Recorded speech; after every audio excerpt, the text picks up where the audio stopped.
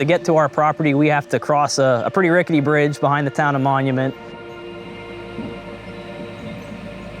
Growing up, I can remember, when I was, very young, the stream used to be bright orange. I mean, it was very impacted by the acid mine drainage.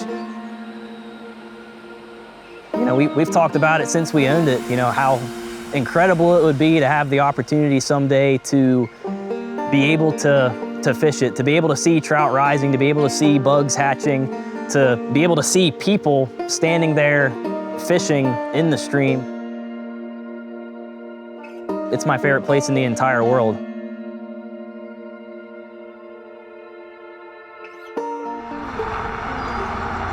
So we're located in Clinton County. Beech Creek is actually the divider between Clinton and Center counties. I would describe the property as it's mostly mountainous, pretty stereotypical of like what people consider the PA wilds. Beech Creek is largely public land. It's about 53% public land actually, and most of that is Sproul State Forest. So it's a stream with a really high recreational potential. And just because of the amount of cold water within this watershed and the really strong brook trout populations in all of the tributaries, if the main stem were to be recovered, it could become a really good destination fishery. It would be really hard to overstate the value of recovering these trout streams in the bituminous regions of Pennsylvania. These are areas where industry was once thriving, and that industry is gone now, and what's left behind are these trout streams that don't have fish. So a stream like Beech Creek that runs through a couple of small towns that once held coal mining families and clay mining families and provided clay for brick refractories that provided employment for these small towns. That's all gone now, and what's left is this stream that should be holding fish and should be attracting people from all over to come and spend their dollars and stay at bed and breakfasts and patronize fly shops. Instead, what we have is just a lifeless river. A lot of that legacy industry is still visible today on our property. Beech Creek's evident, not just indicative of mine industry in this area, but also everywhere upstream of it.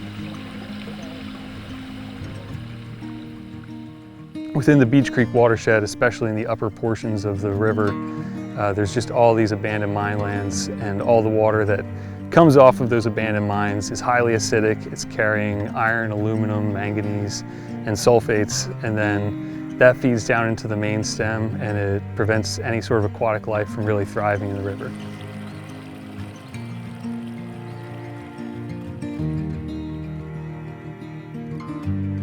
For a long time, abandoned mine drainage was really considered something of an intractable problem. When they were doing these mines, they certainly weren't doing it with the intent of harming the water. It was just sort of inconceivable that you could even do coal mining without impacting the water. But now we know a lot better. We know how to mine more safely, but also importantly, we know how to treat the water that comes off of these sites, and we know how to reclaim these abandoned mines.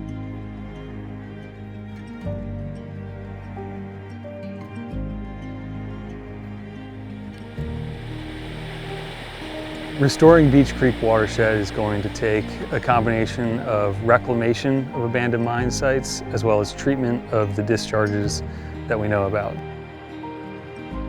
We have these discharges where there's water leaving the ground through seeps and small tributaries, where we can install passive treatment systems, or in some cases active treatment systems, to treat the water chemistry. And then reclamation is going to these abandoned mines that were never reclaimed properly because it was the late 1800s.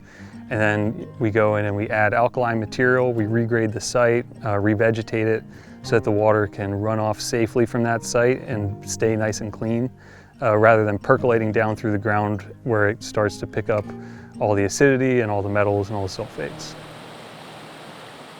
Our plan for the Beech Creek watershed is to work with landowners, especially with the really large landowners like the DCNR, who owns Sproul State Forest, as well as working with private landowners like the property where we're standing right now, to identify the abandoned mine lands on those properties, prioritize which ones need to be addressed first and which discharges are contributing the most acid to Beech Creek, and then bring that information to the DEP and apply for funding through their AML-AMD grant program, which is funded by the bipartisan infrastructure law, and then take that funding to go implement the projects.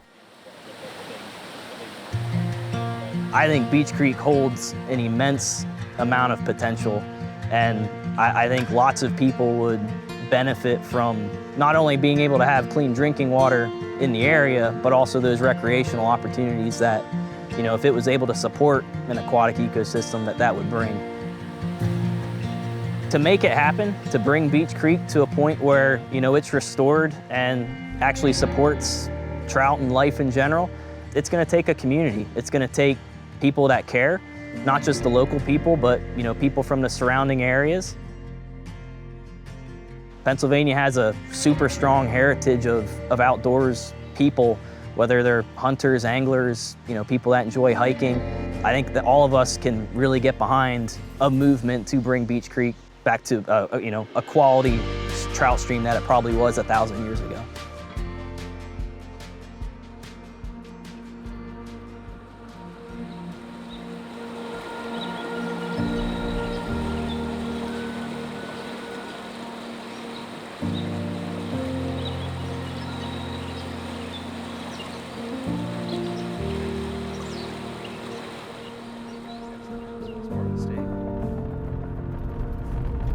At one point, Babb Creek was impaired enough that it was starting to really affect the hatches in Pine Creek for the next couple miles downstream. That was really a lot of what led folks to start paying attention to Babb Creek and want to clean it up. It wasn't initially as much about Babb Creek itself, it was about sort of lessening the damage to Pine Creek. But as Babb Creek's recovered, it's turned into a really nice little stream on its own. Babb Creek Watershed is maybe the best example of a stream going from a dead water to a thriving fishery.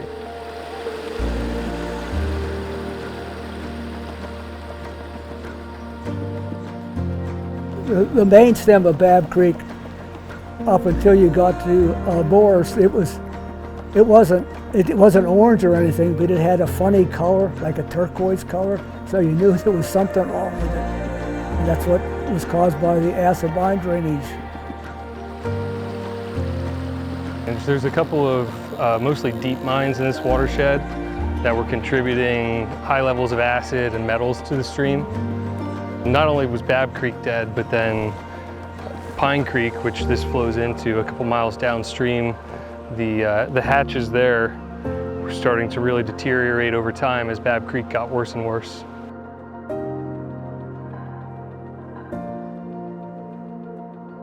Babb Creek was really restored by community members. So the people that spent the time putting in the effort for the legal actions that were required to get the funding, as well as the grants that were required to get the funding to fix up Babb Creek.